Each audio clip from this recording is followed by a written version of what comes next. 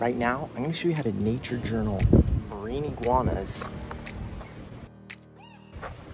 and other cool animals in the intertidal zone in the Galapagos. Let's see if our willing subject, how do you feel about this? Marine iguanas are the only lizard in the world to spend large amounts of time in the ocean where they feed on algae. They fascinated Charles Darwin, and they only exist in the Galapagos Islands. Step number one is to get your nature journaling stuff out, because you can't nature journal anything until you have your stuff out. You might be tempted to use a backpack, but as you know, I highly don't recommend backpacks. Instead, something like this where you can easily pull your sketchbook out, your nature journal out that quick, because look, that marine iguana actually already left. So be careful with backpacks. Side pouches like this are way better. Get your stuff out right away to start nature journaling. Tip number 2, don't overly focus on your target species. I came here to nature journal marine iguanas, but look, it's gone. However, this lava heron, maybe it's the striated heron, is right here, and it's an equally cool animal. You could lose your opportunity and just be sad if your target species goes away. So be flexible and be ready to nature journal whatever presents itself. It's a really cool bird and it's hunting, so here's a great opportunity. So here's an example of just diving right in, but you can also start with metadata. And I'll show you how to do that in case you don't know already. It sounds really technical, but it's actually really simple and fun.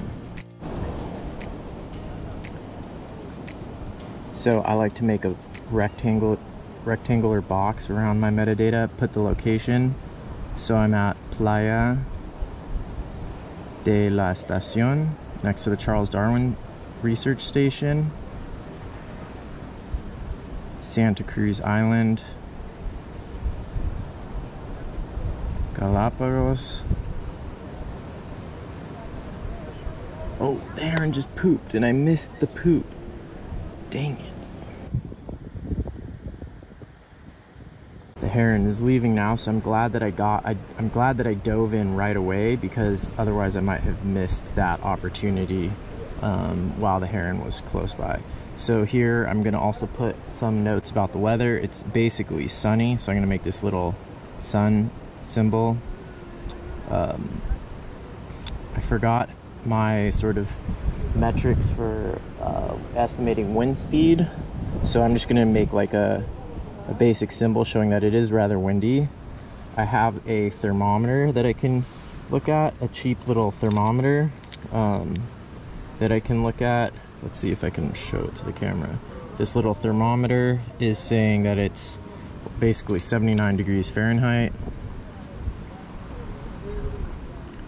Oh, and I should put the date. So I'll put the time and the date at the bottom.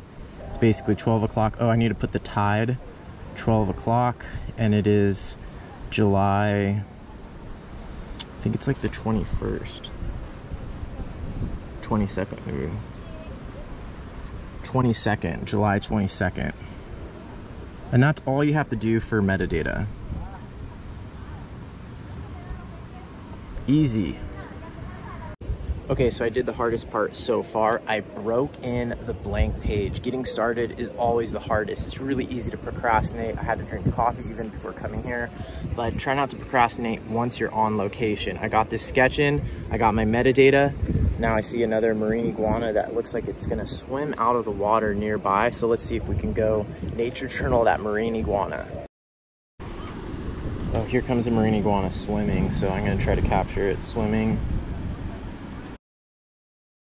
There's no other lizard, anything like this. And they eat algae too. It's really amazing. So there goes one swimming. I see one coming up onto the land here. So let me get some, I gotta be flexible and ready to sort of change directions here. So this is a great time to do some small sketches. I'm gonna show you a couple strategies to make it a little bit less scary. One strategy is to make an area on your page just for loose sketches. So for example, I'm gonna draw a line here, and I'm gonna make this whole sort of middle section small, quick sketches. You could also do the small sketches in gray, That's one way to make it less scary. Where'd my iguana go? I looked away for a second. They're normally not a very fast animal, but it is the middle of the day and they're warmed up quite a bit, which is essential for their survival because the water here is usually quite cold, especially for a reptile. And water, even if it's not that cold, it can suck the energy, can suck the warmth right out of you. There's also some cool crabs here, so I could sketch those. But what I'm gonna do is I'm gonna dedicate this central area to quick sketches, which is especially useful if you know, for example, like this iguana I'm sketching right now is not in a position that makes it very easy to draw. So I'm gonna end up with sort of this partial sketch, which could look kind of weird and might make you feel unhappy about the result. But if you know that that's what you're doing, it's okay. Now, just to keep my momentum up, I'm gonna draw a couple of these crabs until I get another opportunity to get one of those iguanas in a good position. These are the famous Sally Lightfoot crabs. They live on a lot of remote islands around the world. And they have some really cool colors on them. I love drawing and nature journaling crabs, so always a good distraction, always plentiful in a lot of places, and great practice for limbs, foreshortened limbs. Arthropods in general with exoskeletons are always fun to draw. Okay, my iguana changed the direction its head is facing, oh, and it already changed it back. So that might be all you get sometimes, it's just a quick sketch like that, but you have to be okay with it. Oh, it just jumped. I wonder what it's doing. So now would be also an opportunity to write down any questions and stuff that you have. Why did it jump? Crabs scurried out of its way.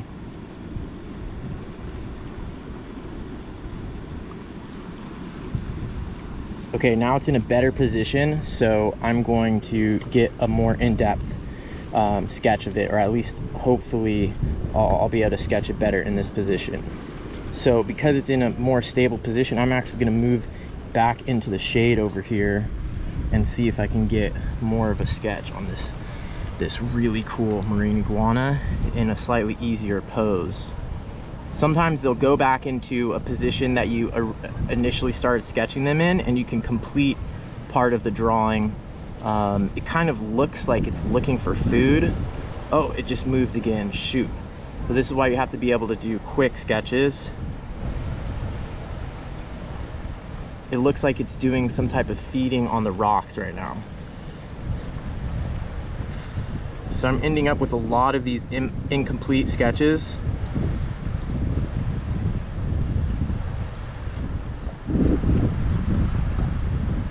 So it's a good thing that I dedicated this central area to that. If you're really anxious about quick sketches and sketches not looking good, then this is a really useful strategy for you. It helps, the cumulative effect will actually make the overall page look okay, even if a lot of these drawings wouldn't stand on their own. As standalone drawings, they wouldn't look that great.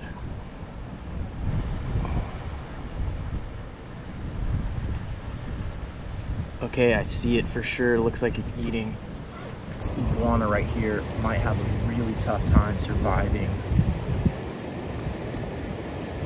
The algae that they depend on doesn't do so well when the ocean warms up, and this is just the beginning of the El Nino, so who knows what's going to be like next year. It's probably going to be at least a 5-year cycle of El Ninos.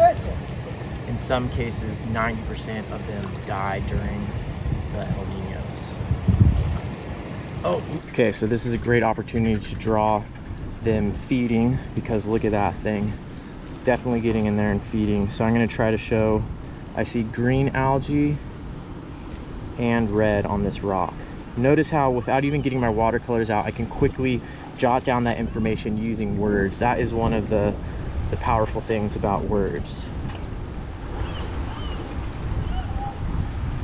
Oh, and it's moving so much that it doesn't give me much chance to get in any sketches here, but I'll do my best. This is where knowing how to sketch from memory, knowing what these animals sort of look like, and practicing sketching from memory can be super helpful.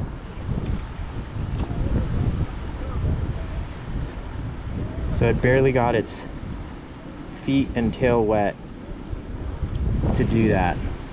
Sometimes the larger iguanas are going to be going out into the water more to get food, and the smaller ones seem like they will be foraging for food closer to the edge.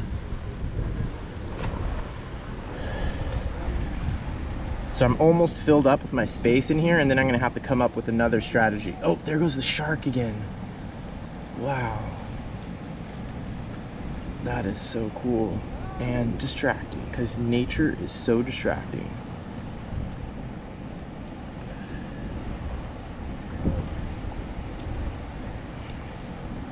One thing I could just be working on is the gestures, like trying to get the basic shapes and practice the basic shapes of these iguanas.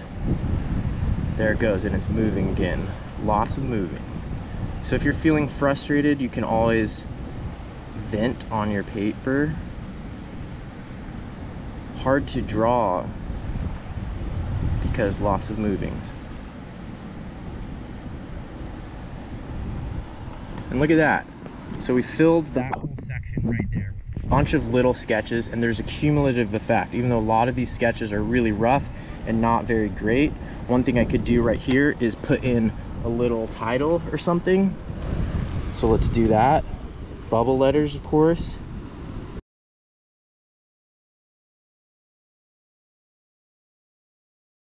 One of the herons is back. Wow, this one's super green.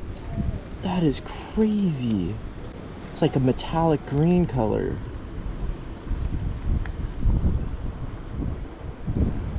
Oh, I can't believe the color on that heron. Wow, that is super cool. Easy to get distracted here in the intertidal zone, not just in Galapagos, but anywhere. The intertidal zone is super rich. So many things to see, very distracting. There goes the shark swimming right by those people. But it's a small black tip shark, it looks like. I don't think they're very dangerous.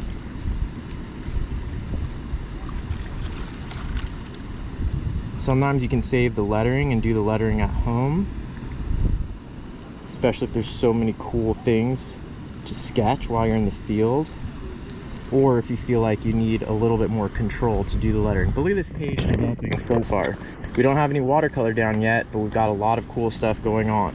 One interesting thing is that since I have these herons just sketched in like that, I could actually, now that I see this one that has a coloration I'm really interested in, even though that's not the one I drew originally, I could put that one's color onto these sketches. And I think I'm gonna do exactly that. One good thing about doing all of your sketches before doing your color is that you can mechanize or industrialize, make it more of an assembly line process, and do all of your sketching all of your watercolor all at once. Once you have your watercolor palette out, it's a lot easier just to do it all at once. Even if you're not directly under the equator, like I am right now in the Galapagos Islands, your eyes might be getting slightly tired at this point from the sun bouncing off of your paper. I have experimented with and debated whether or not using sunglasses while nature journaling and doing watercolor is a good idea or not, but sometimes it definitely helps if your eyes are getting totally blasted, because when you're looking at your white paper, then you look up at your subject matter, it might be so dark that you can barely see it because your eyes have adjusted to the brightness of the paper. So go ahead and experiment using dark sunglasses. They are harder to use with your binoculars, but give it a try and see how it works. I just got a little bit of watercolor in here, and I have this one space open at the bottom. Guess what I'm gonna do down there? So a lot of you that have been following me for a while probably already guessed that right now I'm gonna do a landscapeito, a small landscape watercolor painting on this bottom part of the page. But first, I need to choose my subject, and that's really important. I'm not gonna give away all the secrets for how to make a really good watercolor landscape painting, because it would make this video really, really long for YouTube, and because I have a whole Skillshare class coming out all about watercolor landscape painting. But let's just say that framing and choosing your subject is one of the most powerful parts, before you even start putting any drawings or watercolor down on paper. So I'm gonna spend a second here trying to frame the optimal scene. Maybe with some of these mangrove leaves in the foreground could look really cool and show some important information. Showing a little bit of the town of Puerto Ayora in the background would be good. Some of those rocks right there and some of those ships could also be really helpful.